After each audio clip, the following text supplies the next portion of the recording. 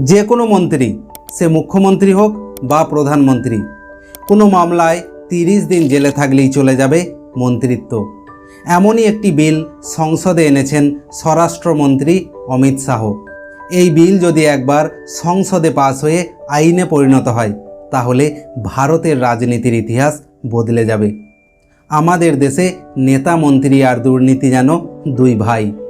এখন এই আইন অনুযায়ী দুর্নীতির দায়ে কোনো মন্ত্রী যদি 30 দিন জেলে থাকে তাহলে 31তম দিনে অটোমেটিক তার মন্ত্রিত্ব চলে যাবে।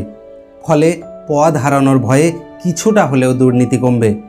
কিন্তু এই আইনের ভয়ঙ্করতম দিক হলো বিরোধী নেতা মন্ত্রীদের ওপর চক্রান্ত হতে পারে। মানে যে কোনো উপায়ে বিরোধী মন্ত্রীদের মাত্র 30 দিন জেলে রেখে তার মন্ত্রিত্ব কেড়ে নিয়ে সেই দলকে দুর্বল করে দেওয়া হতে পারে। তুমি এই বিলকে সাপোর্ট করছো নাকি করছো না অবশ্যই কমেন্টে জানিও।